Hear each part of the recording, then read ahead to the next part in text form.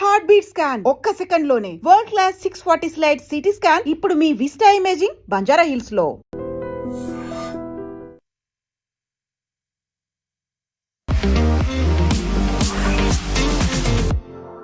నమస్తే, నేను Kavitha. Welcome to I dream news and నిజాలు.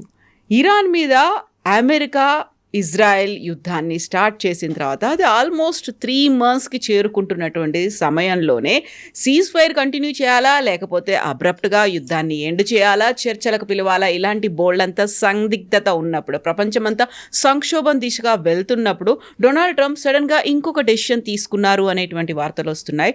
అది క్యూబా మీద అటాక్ చేయాలని. వెనిజువేలా మీద ఎలా అయితే అటాక్ చేశారో అలాగే క్యూబా నెక్స్ట్ టర్న్ అనేటువంటి వార్తలు వినిపిస్తున్నటువంటి నేపథ్యంలో చైనా అండ్ రష్యా ఇమ్మీడియట్గా మధ్యలోకి ఎంటర్ అయ్యాయి, ఇంటర్వ్యూన్ చేస్తున్నాయి. నెక్స్ట్ టార్గెట్ క్యూబాని ఎందుకు ట్రంప్ పెట్టుకున్నారు? మనతో పాటుగా ఉన్నారు సీనియర్ జర్నలిస్ట్ సురేష్ కొచ్చతిల్. సార్ నమస్తే. మనం గతంలోనే అనుకున్నాము వెనిజువేలా తర్వాత ఇంకేమున్నాయి అనుకుంటే క్యూబా ఉంటుంది, ఆ లైన్లో ఆ క్యూబా కూడా ఉందని. బట్ అనుకోకుండా ఇరాన్ వచ్చింది. ఇరాన్ని ఏం చేయాలో తెలియకుండా ఇప్పుడు మళ్ళీ క్యూబా వైపు వెళ్తున్నారని. సో ఇరాన్ని అక్కడే స్టాండ్ స్టిల్ అలాగే ఉంటుందా? ఏం చేయాలో అర్థం కావట్లేదు అసలు. అది అంతే. బికాస్ ఇప్పుడు అందరు అంటున్నారు చర్చలు నడుస్తున్నాయి, వీఆర్ డూయింగ్ టాక్స్ అంటారు. యాక్చువల్లీ టాక్స్ ఏం జరగట్లేదు. అసీం మునీర్ వెళ్తున్నారని చెప్పారు, అసీం మునీర్ కూడా వెళ్ళట్లేదు ఇరాన్కి. ప్రాబ్లం ఏమైందంటే సౌదీ అరేబియా హజ్ నడుస్తుంది ఇప్పుడు. ఈ హజ్ సీజన్లో మీరు బాంబు వేస్తే ఇరాన్ మళ్ళీ మా మీద బాంబు వేస్తారు, మొత్తం ఫ్లైట్స్ అని ఆగిపోతాయి. Hajj will become a big problem. పిలిగ్రిమ్స్కి చాలా ప్రాబ్లం అయిపోతుంది. మన లోకంలో అన్ని కోణాల నుంచి వస్తారు కదా వాళ్ళు, అప్పుడు పెద్ద ఇష్యూ అయిపోతుందని చెప్పి పెట్టారు.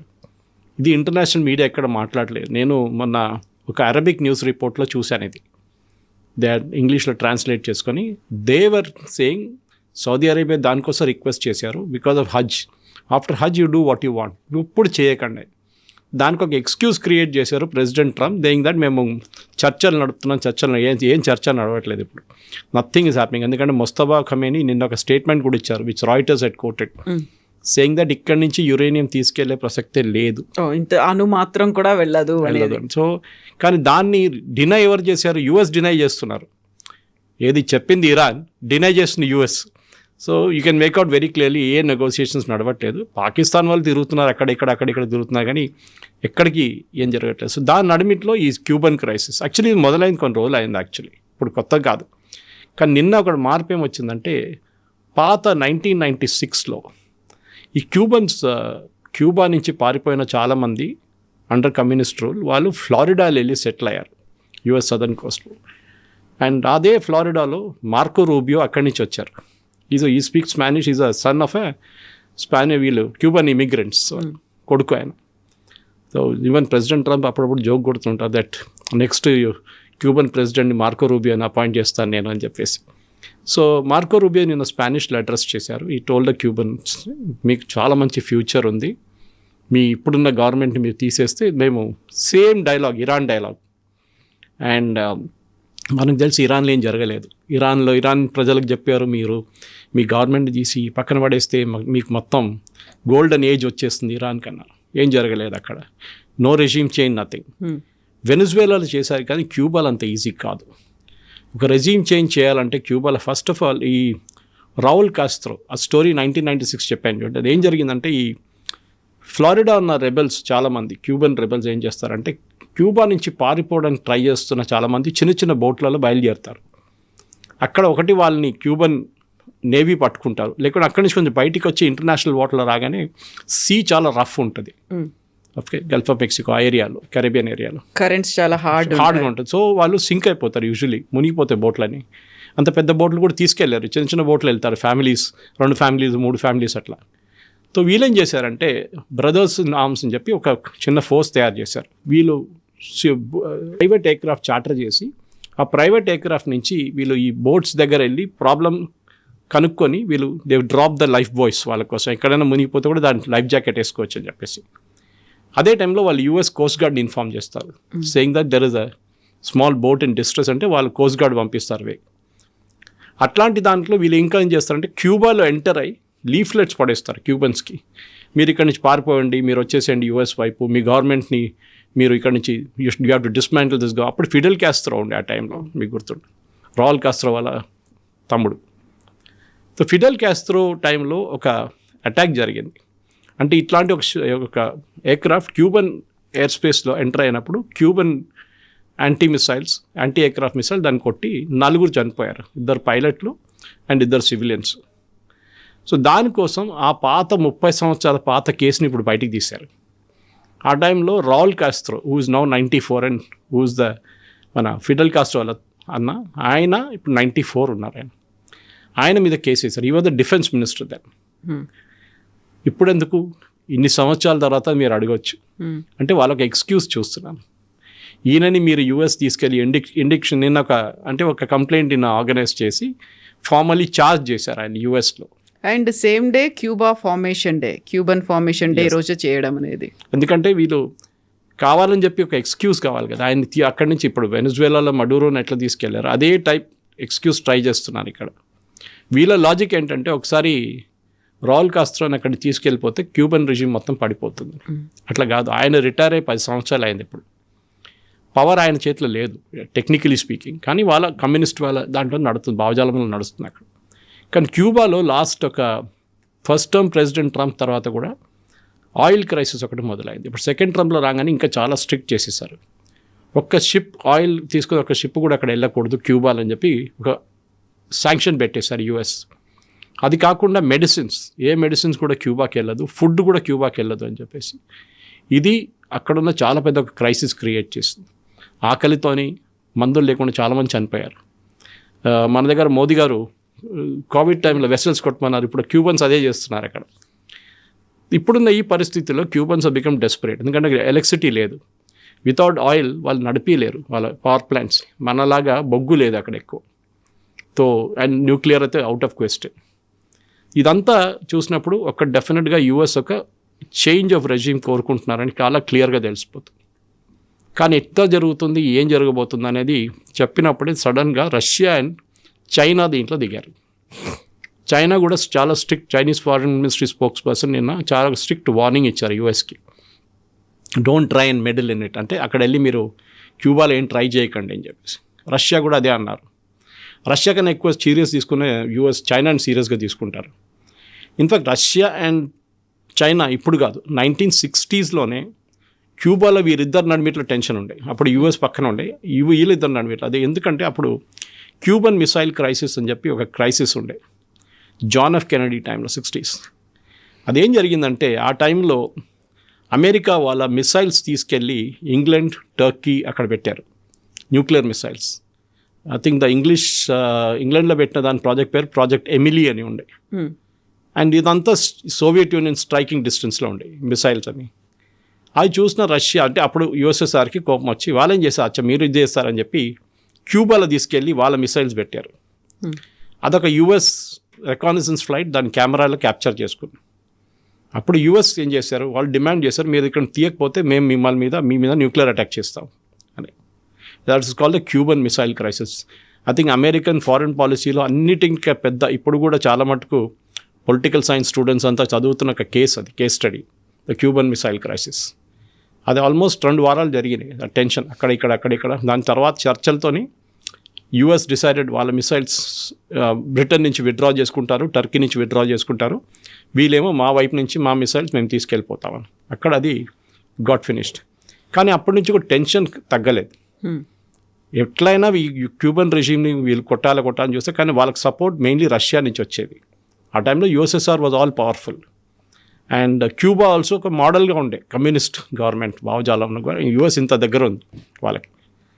సో యూఎస్కి పడలేదు, వీళ్ళకి పడదు. సో ఇది అప్పటి నుంచి నడుస్తున్న ప్రాబ్లం. నౌ ఇప్పుడు ఉంది అంటే వెనిజువేలాని తీసేసిన తర్వాత, వెనిజువేలాలో మడూరోని కిడ్నాప్ చేసిన తర్వాత వాళ్ళకి ఇప్పుడు ఈయనని కూడా తీసుకెళ్ళిపోతే బాగుంటుందేమో అని చెప్పి ఈ 1996లో జరిగిన ఘటనకి ఇప్పుడు ఒక ఇండిక్ట్మెంట్ తీసుకొచ్చారు వాళ్ళు 30 years లేటర్. కానీ it is not going to be easy. అంత ఈజీ కాదు. వెనిజువేలాలో జరిగింది డిఫరెంట్, ఇక్కడ జరగబోయేది డిఫరెంట్ ఉంటుంది. ఒకటి, ఇక్కడ ఇప్పుడు కూడా వెనిజువేలన్ ఆర్మీలు కాదు, క్యూబన్ ఆర్మీ ఇప్పుడు కూడా చాలా మోటివేటెడ్, ట్రైన్గా ఉన్నారు. బహుశా ప్రెసిడెంట్ ట్రంప్ ఇరాన్లో చూసిన అదే ఫ్లాప్ షో ఇక్కడ కూడా జరగవచ్చు మోస్ట్లీ.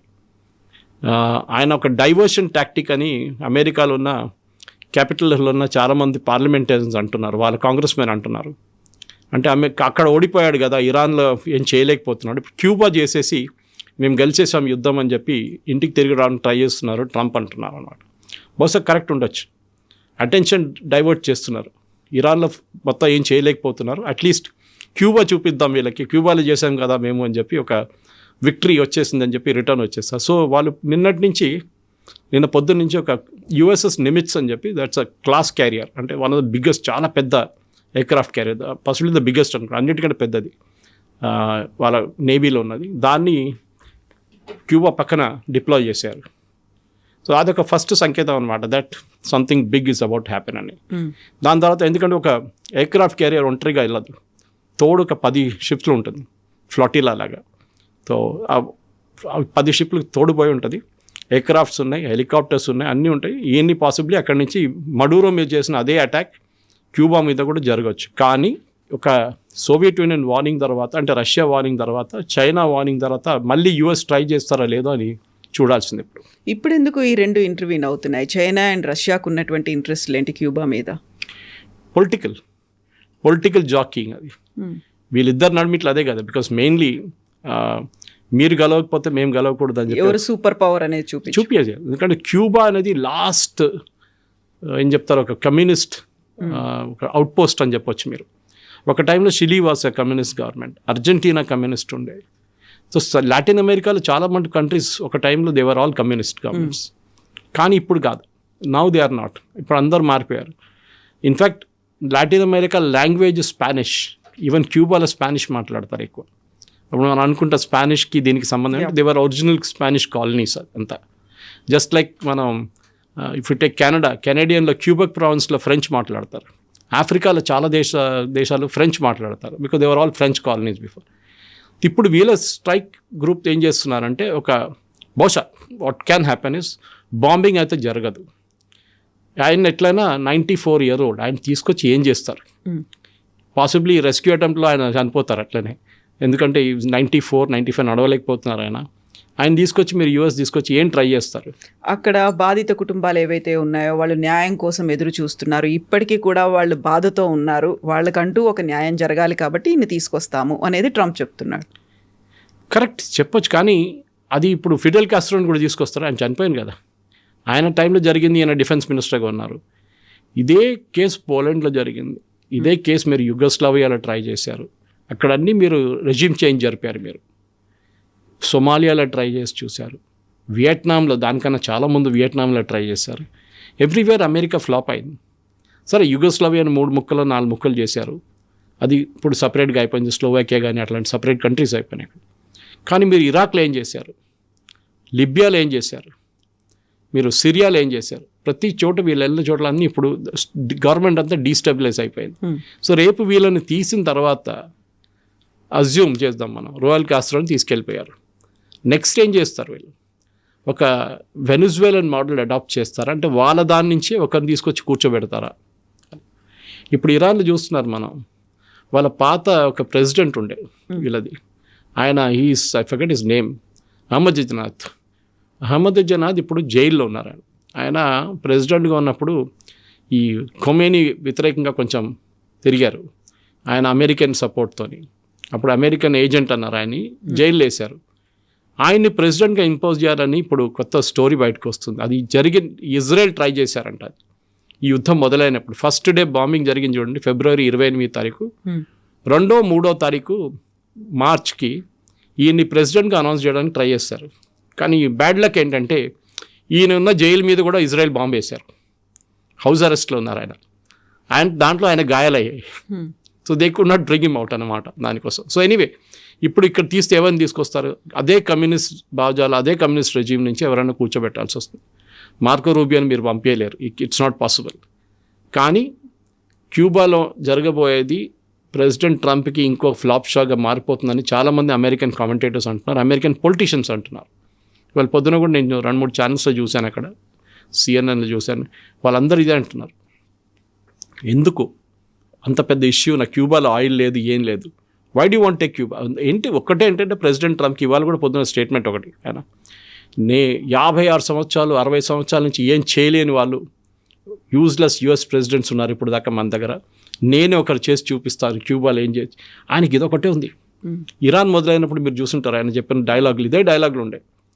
ఫ్రమ్ 1979 మన ఎంబసీ టేక్ ఓవర్ చేసిన టైం నుంచి ఇప్పుడు దాకా తెహ్రాన్లో మన గవర్నమెంట్ ఏం చేయలేకపోయారు. All US presidents have failed. నేను ఒకరే సక్సీడ్ కాబోతున్నాను. మొదలుపెట్టే యుద్ధం ఇప్పుడు ఎక్కడికి వచ్చింది మనందరికీ తెలుసు. క్యూబాలో కండిషన్స్ అసలు బాలేవు, వాటిని రివైవ్ చేయడానికి నేను హెల్ప్ చేస్తాను అనేటువంటి ఒక స్టేట్మెంట్ కూడా వస్తుంది. కరెక్ట్. క్యూబన్ సిచ్యువేషన్ చాలా దారుణం ఉంది, అది కరెక్టే, దాంట్లో డౌట్ లేదు. దానికి కారణం అమెరికానే, క్యూబా కాదు. అఫ్కోర్స్ క్యూబన్ ఎకానమీని వీళ్ళు ఎప్పటి నుంచో థ్రాటిల్ చేస్తున్నారు. ఇప్పుడు 60s నుంచి జాన్ ఎఫ్ కెనడీ టైం నుంచి క్యూబన్లో ఏం స్టెబుల్. ఇన్ఫ్యాక్ట్ వాళ్ళ health care one of the best. Kavitha గారు వాళ్ళ హెల్త్ కేర్ మీరు చూడండి, ఇట్స్ క్యూబన్ హెల్త్ కేర్ ఇప్పుడు కూడా అంటారు చాలామంది. కానీ వాళ్ళు కోవిడ్ తర్వాత వాళ్ళు కంప్లీట్ ఎకనామిక్ కొలాప్స్ అయిపోయింది. కోవిడ్ తర్వాత చాలా కంట్రీస్ జరిగింది అనుకోండి, కానీ క్యూబా వాజ్ మోస్ట్ ఇంపాక్టెడ్. దాని నుంచి వాళ్ళు బయటికి రాలేకపోయారు. సో వాళ్ళ దగ్గర ఉన్న షుగర్ హార్వెస్ట్ కానీ మిగతా అంతా పడిపోయింది చాలా మటుకు. ఇప్పుడు ఎకనామిక్ క్రైసిస్లో ఉన్నారంటే ఎస్, ఎలక్ట్రిసిటీ లేదు. మీరు ఎలక్ట్రిసిటీ లేకుండా ఎన్ని రోజులు బతుకుతారు మీరు? ఒక బిజినెస్ లేదు, కంప్లీట్ ఎకనామిక్ స్ట్రాంగులేషన్ చేసేసారు. వాళ్ళతో డీల్. ఇన్ఫ్యాక్ట్ యూఎస్ ఇప్పుడు సెకండరీ శాంక్షన్స్ పెట్టారు. అంటే ఏదైనా కంపెనీ క్యూబాతో బిజినెస్ చేస్తున్నారంటే వాళ్ళ మీద కూడా శాంక్షన్స్. ఇప్పుడు ఇరాన్తో చేశారు వీళ్ళు ఇదే శాంక్షన్స్. అదే శాంక్షన్ రష్యా మీద వేశారు యూఎస్, క్యూబా మీద చేస్తారు. సో ప్రతి చోట వీళ్ళు వెళ్ళి ఏదైనా గవర్నమెంట్ వీళ్ళకి నచ్చకపోతే ఆ గవర్నమెంట్ని దింపాలి. అది అమెరికన్ స్ట్రాటజీ అన్నమాట. బట్ ఇరాన్లో ఇప్పుడు అక్కడ ఉన్నటువంటి న్యూక్లియర్ యురేనియంను తీసుకెళ్తాము అనుకుంటే మొస్తఫా ఖమేనీ నుంచి ఒక సీరియస్ వార్నింగ్ వచ్చింది. ఇంత చిన్న అణువు అంతా కూడా మీరు తీసుకెళ్లడానికి లేదు అనేది. మొస్తఫా ఖమేనీ ఉన్నారు, ఆయన వాయిస్ వస్తుంది, అండ్ హీఈస్ గివింగ్ వార్నింగ్స్ అనేది కూడా ఒకటి ఇన్ఫర్మేషన్ వస్తూ ఉన్నప్పుడు ఇరాన్లో ఏం జరుగుతుంది అనేది, ఎందుకంటే ఇప్పుడు మళ్ళీ ప్రపంచం అంతా చూస్తోంది ఆ సంక్షోభం ఏమవుతుందా, లేకుంటే ఇప్పుడున్నటువంటి పరిస్థితులు వీటన్నిటి నేపథ్యంలో ఇరాన్ గురించి అసలు ఏ ఒక్క ఇన్ఫర్మేషన్ రావట్లేదు, దాని మీద ఎలాంటి స్టేట్మెంట్లు కూడా రావట్లేవు. అండ్ ఇజ్రాయెల్ చేసే పని ఇజ్రాయెల్ చేసుకుంటూ వెళ్తోంది, ఇరాన్ అలాగే ఉంది, ఇజ్రాయెల్ అలాగే ఉంది, అమెరికా ఏం చేస్తోంది? ఏం చేయలేరు. ఇప్పుడు చాలా ఏం చెప్తారు, అంతా ఒక పెద్ద ఫ్లాప్ షో అయిపోయింది ఇరాన్ ప్రెసిడెంట్ ట్రంప్ కేసులో. నేను చెప్పాను చూడండి స్టార్టింగ్ ఆఫ్ దిస్ కాన్వర్జేషన్లో, ఏదో అక్కడ పీస్ డీల్ నడుస్తుంది, పీస్ టాక్స్ నడుస్తుంది, సౌదీ అరేబియా చెప్పారు, ఖతార్ చెప్పారు, దానికోసం నేను ఆప్ పెట్టారండి. వాళ్ళు ఎవ్వరు అడగలేదు. వాళ్ళు అడిగింది ఇంతే, ఈ హజ్ సీజన్లో చేయకండి, దీని తర్వాత మీరు ఏం కావాలో చేసుకోండి. ప్రెసిడెంట్ ట్రంప్కి ఇప్పుడు యుద్ధం చేయలేరు, ఎందుకంటే ఆయనకు ఆథరైజేషన్ లేదు. ఇజ్రాయెల్ చేయవచ్చు, కానీ కొన్ని కండిషన్స్ ఉన్నాయి వేర్ ప్రెసిడెంట్ ట్రంప్ యాక్షన్ తీసుకోవచ్చు. ఏంటంటే ఒకటి, అమెరికన్ ఫోర్సెస్ మీద ఇరాన్ దాడి చేస్తే then America can hit back, అదొకటి ఉంది. సో బహుశా ఇరాన్ మీద ఇజ్రాయెల్ దాడి చేస్తే వాళ్ళు అమెరికన్ షిప్స్ మీద కానీ అమెరికన్ అసెట్స్ మీద దాడి చేస్తే, అటు ఒమాన్లో కానీ ఖతార్లో కానీ Bahrain, Kuwait, UAE, Saudi Arabia ఎక్కడున్న అసెట్స్ మీద అమెరికన్ బేసెస్ మీద కొడితే ఇమ్మీడియట్గా అమెరికా దాని యాక్షన్ తీసుకోవచ్చు. సో బహుశా అదే జరగవచ్చు ఇప్పుడు. కానీ అది ఇప్పుడు ఈ హజ్ సీజన్లో చేయకూడదని సౌదీ అరేబియా పెట్టిన తర్వాత ట్రంప్ చూడండి ఇప్పుడు ఎన్ని వారాలే, ఇప్పుడు వీఆర్ అట్ ద ఆల్మోస్ట్ 3వ నెలకు వస్తున్నాం మనం. ఇప్పుడు దాకా ఏం జరగలేదు, నో టాక్స్, నథింగ్, ఒట్టే కథలు ఈ టాక్స్ అని. ఎందుకంటే the basic fact is uranium, number 1 is uranium. అది వాళ్ళకి తెలుసు కూడా ఇరాన్కి. మా ట్రంప్ కార్డు ఒకటి స్ట్రేట్ ఆఫ్ హార్మోస్, నెక్స్ట్ ఈ 2 ట్రంప్ కార్డు మీద ఆడుతున్నారు వాళ్ళు. ఈ 2 వాళ్ళు ఇచ్చేస్తే వాళ్ళ దగ్గర ఏమి ఉండదు మళ్ళీ. బహుశా మీకు దీనికి ముందు కూడా మన ప్రేక్షకులు చెప్పాను, నేను యుక్రెయిన్ స్టోరీ ఒకటి చెప్పాను. యుక్రెయిన్ దగ్గర ఒక టైంలో న్యూక్లియర్ ఆయుధాలు ఉండేవి, అది సోవియట్ యూనియన్ ఉన్న టైంలో. కానీ సోవియట్ యూనియన్ బ్రేకప్ చేసినప్పుడు రష్యా వచ్చి వీళ్ళ న్యూక్లియర్ వెపన్స్ అని తీసుకెళ్ళిపోయారు. మీకెందుకు, మిమ్మల్ని మేము కాపాడుతాం కదా అని. తర్వాత రష్యా దాడి చేశారు యుక్రెయిన్ మీద. వాళ్ళు ఏం చేయలేకపోయారు, ఎందుకంటే వాళ్ళ nothing, they have no weapons, అన్నీ రష్యా తీసుకెళ్ళిపోయారు. తర్వాత కదా మన యూరోపియన్ యూనియన్ వాళ్ళు అమెరికా కొంచెం వెపన్స్ ఇచ్చారు, కానీ న్యూక్లియర్ వెపన్స్ లేదు. న్యూక్లియర్ వెపన్స్ ఉంటే ఒక్కరు కూడా మిమ్మల్ని ముట్టరు. మీరు నార్త్ కొరియా తీసుకోండి ఎగ్జాంపుల్. నార్త్ కొరియాలో కిమ్ జంగ్ ఉన్ని ఇవ్వాల దాకా అమెరికా ఏం చెప్పలేకపోతున్నారు. ఇన్ఫాక్ట్ కలిశారు ప్రెసిడెంట్ ట్రంప్ వెళ్ళి, బికాస్ ఆయన దగ్గర న్యూక్లియర్ వెపన్స్ ఉంది. పిచ్చోన్ చేతిలో రాయిలాగా ఉంటుంది, అది ఎక్కడ పడేస్తాడో తెలియదు ఆయన. అప్పుడప్పుడు 2 మిసైల్ కొడతారు జపాన్ వైపు, అది సీల్ వెళ్ళి పడిపోతుంది. సో ఆ న్యూక్లియర్ వెపన్సే మేజర్ అడ్వాంటేజ్. సో ఇరాన్కి తెలుసు దట్ మేము ఒకసారి న్యూక్లియర్ వెపన్స్ గివప్ చేస్తే దాని తర్వాత మమ్మల్ని వీళ్ళు ఎట్లా కొడతారంటే మళ్ళీ వీళ్ళు, ఇది మన క్యూబా కూడా కాదు, చాలా దారుణ పరిస్థితి అయిపోతుంది.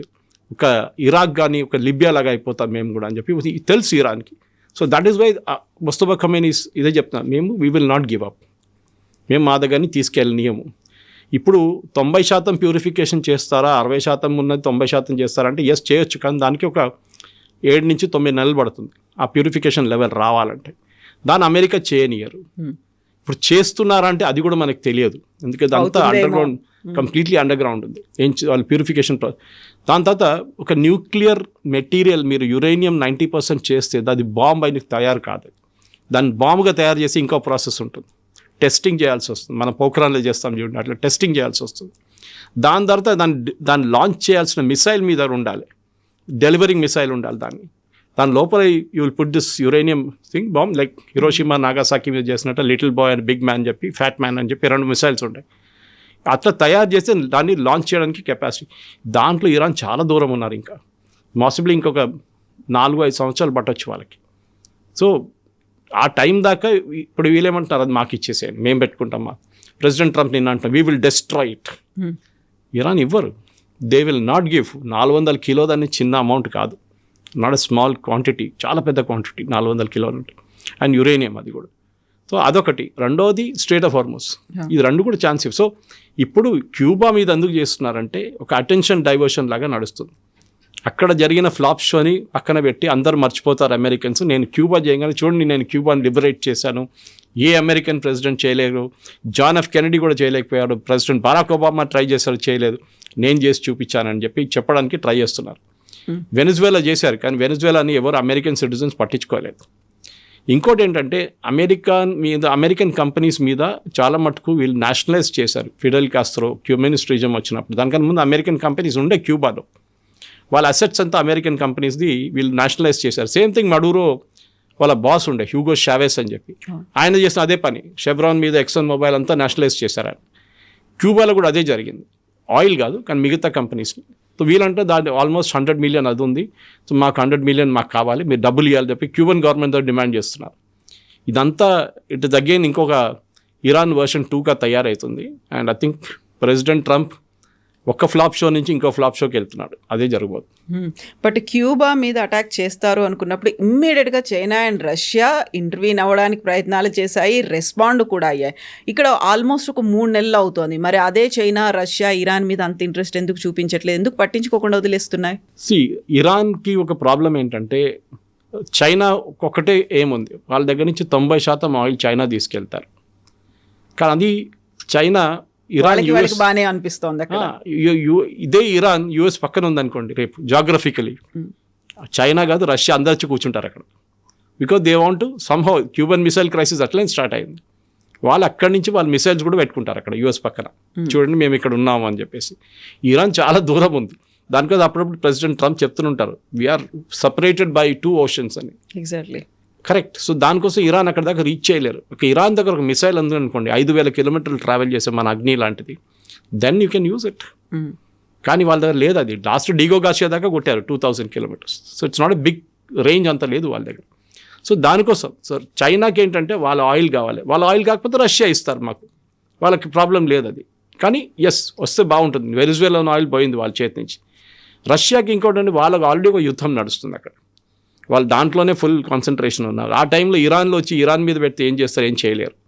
సో దానికోసం వీళ్ళిద్దరూ దే హ్యావ్ గివెన్ అప్ అని ఇరాన్. అది ఏమైతే కానివ్వండి, వాళ్ళు కొట్టుకుంటారు, వాళ్ళు వస్తారు అక్కడ అని చెప్పేసి. కానీ ఇరాన్ ఈజ్ నాట్ ఈజీ. మనం చూసాం, వాళ్ళ కరెక్ట్ వాళ్ళ ఎకానమీ మొత్తం కంప్లీట్గా ధ్వంసమైంది, వాళ్ళ ఇన్ఫ్రాస్ట్రక్చర్ మొత్తం పోయింది. కానీ డెఫినెట్గా ఇరాన్ సర్వైవ్డ్ అంతే. వాళ్ళు రేపు ఉంటారో లేదో తెలియదు ఈ గవర్నమెంట్. కానీ Cuba is a different game. Cuba geographical proximity America దగ్గర ఉన్నది అన్నిటికంటే పెద్ద అడ్వాంటేజ్. రష్యా కానీ చైనాకి అక్కడ ఇన్ఫ్యాక్ట్ లాస్ట్ షిప్ అక్కడ ఆయిల్ షిప్ వెళ్ళింది, రష్యన్ ఆయిల్ షిప్. 1 నెల ముందు యుఎస్ సడన్లీ పర్మిషన్ ఇచ్చారు రష్యాకి, మీరు ఆయిల్ పంపించవచ్చు, క్రూడ్ ఆయిల్ పంపించవచ్చు చెప్పేసి. కానీ వాళ్ళ దగ్గర రిఫైనింగ్ కెపాసిటీ లేదు క్యూబా దగ్గర. So they have to send diesel and petrol పంపించాల్సి వచ్చింది, రిఫైన్ చేసింది. ఇది చేశారు రష్యా. సో రేపు రష్యా మళ్ళీ అంటారు మేము మళ్ళీ సప్లై చేస్తుంటే యుఎస్ ఆపుతారా? వాళ్ళు ఆల్రెడీ ఒక బ్లాకేడ్, ఇరాన్ బ్లాకేడ్ లాగా ఒక బ్లాకేడ్ అక్కడ నడుస్తుంది క్యూబా పక్కన. చేస్తారో లేదో తెలియదు. కానీ ఒక ఫ్లాష్ పాయింట్గా yes it's a flash point. Maduro లాగా అంత ఈజీగా ఉంటుంది ఉండదు. క్యూబన్ ఆర్మీ కానీ క్యూబన్ ప్రజలు డెఫినెట్గా దాన్ని అడ్డుకుంటారు అమెరికన్ ఆపరేషన్ని, దాంట్లో డౌట్ లేదు. స్ట్రగుల్ ఫర్ ఎగ్జిస్టెన్స్ అంటారు, సర్వైవల్ ఆఫ్ ద ఫిట్టెస్ట్ అంటారు. దీంట్లో ఇరాన్ గట్టిగానే అయితే నిలబడుతోంది. ఎన్ని దెబ్బలు తిన్నప్పటికీ, ఎంత లాస్ అయినప్పుడు కూడా అలాగే ఉంటుంది. బట్ మిగతా ప్రపంచాల మీద మాత్రం ఆ ఇంపాక్ట్ అనేది చాలా చాలా ఉంటుంది. దానికి తగ్గట్టుగా ఇప్పటి నుంచే స్ట్రాటజీస్, ప్లాన్స్ అన్నీ మార్చుకుంటున్నారు కాబట్టి ఇంకెవరు దాని గురించి పట్టించుకోరా, చెలేగా అన్నట్టు వదిలేస్తున్నారా? ఇంకా అంతేనా, వి నీడ్ టు యాక్సెప్ట్ అన్నట్టుగా? అమెరికన్ పాలిటిక్స్ అనేది మనం 1960s వియట్నాం నుంచి మొదలు కావచ్చు. వియట్నాం నుంచి మేము తీసుకోవచ్చు. వియట్నాంలో 19 సంవత్సరాలు వాళ్ళు పోరాటం చేశారు. Vietnamese 19 years. అప్పుడు కూడా అమెరికా గెలవలేకపోయారు. 160,000 మందిని పెట్టారు అక్కడ ఒక టైంలో. ఎంతోమంది చనిపోయారు అమెరికన్ సోల్జర్స్. ఇప్పుడు కూడా మిస్సింగ్ ఇన్ యాక్షన్ ఉన్నారు చాలామంది. అప్పుడప్పుడు వాళ్ళ స్కెలిటన్స్ బాడీస్ దొరుకుతున్నాయి వియట్నామీస్ జంగిల్స్లో ఎక్కడో. ఎయిర్క్రాఫ్ట్ ఎన్నో పోయినాయి. మన దగ్గర అరుణాచల్ ప్రదేశ్ దగ్గర దొరికింది మన ఒక ఎయిర్క్రాఫ్ట్ వాళ్ళది. సో అమెరికాకి లెసన్స్ ఏంటంటే, ఒకటి, వాళ్ళు వాళ్ళ సాయిల్లో యుద్ధం చేయరు.